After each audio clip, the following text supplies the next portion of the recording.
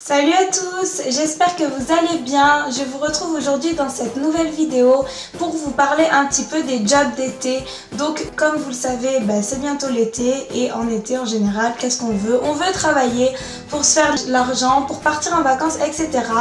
Donc voilà, moi comme j'ai 23 ans et que du coup ça fait à peu près 5-6 ans que je travaille tous les étés, je voulais un petit peu vous donner des conseils pour vous aider à rechercher des jobs d'été et vous donner également des idées de travail d'été. C'est parti! Joanna, Joanna, your busy body busy tonight. Joanna.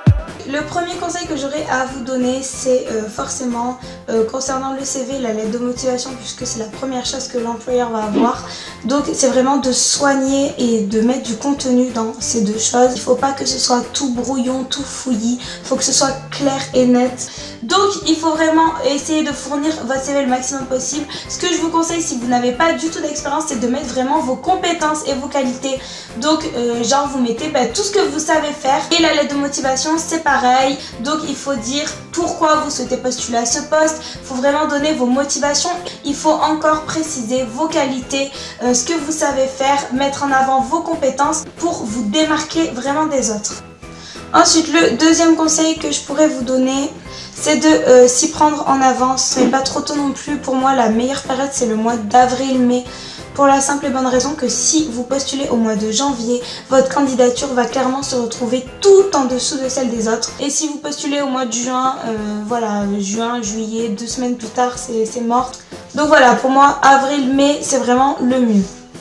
Le troisième conseil que je pourrais vous donner, c'est d'être disponible les 2 mois si possible. Alors je sais, ça dépend vraiment des gens, mais voilà, en général l'employeur, lui, si vous êtes disponible 2 mois, ça l'évite de reformer quelqu'un. D'ailleurs la plupart du temps les travails saisonniers c'est sur 2 mois, à part si vous avez de la chance ou voilà, mais être disponible 2 mois, ça vous donnera vraiment la possibilité de mettre toutes vos chances de votre côté. Le quatrième conseil que je vous donne, c'est de faire énormément de demandes. Dites-vous que même si vous postulez à des endroits où vous voulez le moins aller, positivez et dites-vous qu'au moins vous aurez quelque chose et vous n'aurez pas rien.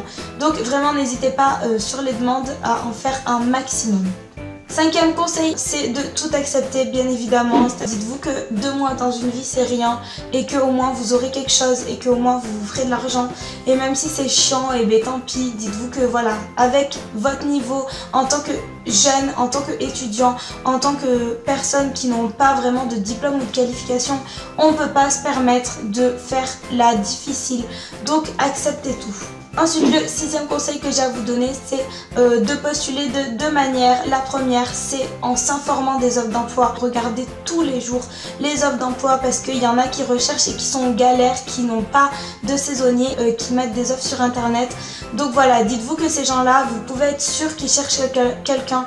Et la deuxième solution, c'est bien évidemment de faire des candidatures spontanées pour la simple et bonne raison qu'il y a des employeurs comme par exemple le McDo qui ont tellement de personnes qui postulent qu'ils n'ont pas besoin de noter les offres d'emploi sur internet.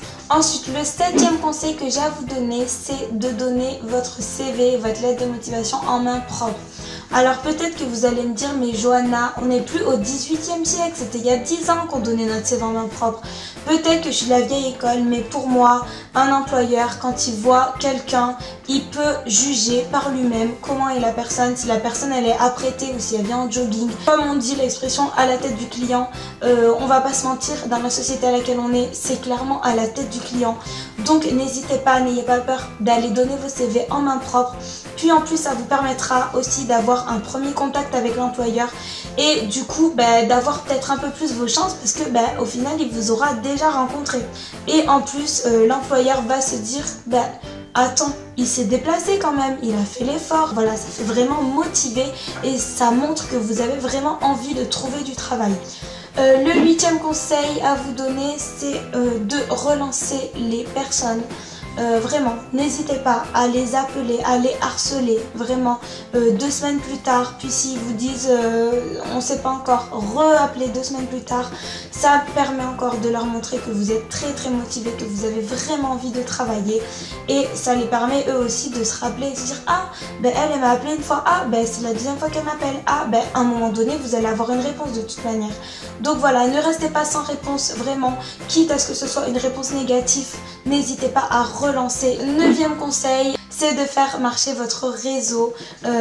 Aujourd'hui, on va pas se mentir, il n'y a rien de mieux qui marche que le piston.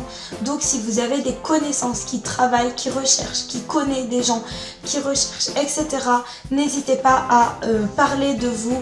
On a les preuves, certaines fois, il y a des gens qui sont pistonnés, qui sont pris alors qu'ils n'ont même pas de qualification ou de diplôme dans le domaine, alors que face à eux, ils avaient 10 candidats qui avaient un diplôme dans le domaine.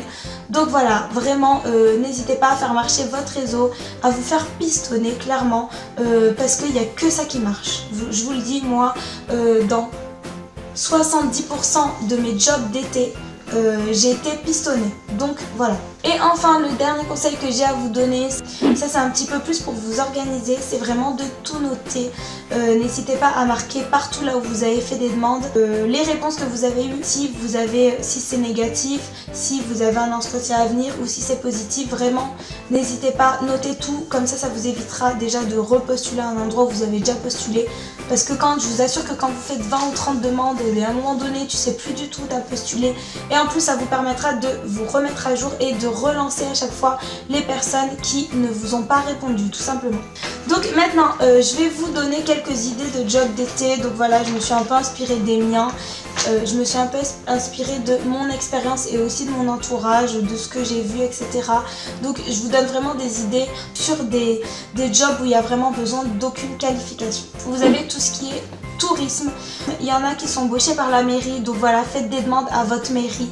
Puis en plus, souvent à la mairie, vous travaillez pas les 2 mois en général. Les piscines municipales, donc ça passe par la mairie. Les festivals, donc par exemple Paris Plage, etc. Ça aussi c'est la mairie. Ensuite vous avez le cinéma, donc ça c'est pas la mairie, mais bon voilà. Vous avez aussi fête foraine, c'est le bon plan. Moi j'y ai travaillé. Il vous suffit simplement d'aller les voir le premier jour où ils s'installent. Donc vraiment par contre, premier jour, première heure où ils s'installent, direct, hein, vous débarquez, vous leur donnez un CV. Vous dites voilà, moi j'ai envie de travailler, je suis disponible tel jour. Ensuite vous avez tout ce qui est restauration. Donc restauration, on a 2 choses. On a les fast food, donc tout ce qui est McDo, KFC, Quick, etc. Ça l'été il y en a au taquet. Et vous avez également la restauration normale. Donc en général dans les restaurants ils cherchent très souvent des gens pour faire la plonge. Ensuite vous avez tout ce qui est aide à la personne. Donc pour ça vous avez les gardes d'enfants, les gardes d'animaux, les soutiens scolaires, ménage, etc. Enfin, je dirais que c'est un peu en dernier recours, c'est les boîtes d'intérim. Vraiment, faites des demandes dans les boîtes d'intérim parce que l'été, il y a beaucoup de personnes qui partent en congé. Je vous avoue que l'intérim, c'est pas super. Vous allez travailler à l'usine, vous allez mettre des capuchons sur des boîtes de confiture. Vous allez travailler dans les supermarchés, vous allez faire de la mise en rayon, etc. Voilà, donc c'est terminé pour cette vidéo, j'espère qu'elle vous aura aidé. N'hésitez pas à me lâcher en commentaire vous, ce que vous avez fait comme job d'été, et si vous avez des conseils aussi à me donner. Bon, même si moi j'en ai plus trop besoin, mais voilà, ça peut aider peut-être mes abonnés. En tout cas, j'espère que cette vidéo vous aura plu. N'hésitez pas à liker si c'est le cas, et à vous abonner à ma chaîne si c'est pas déjà fait. En attendant, je vous fais plein de gros bisous et je vous dis à très bientôt.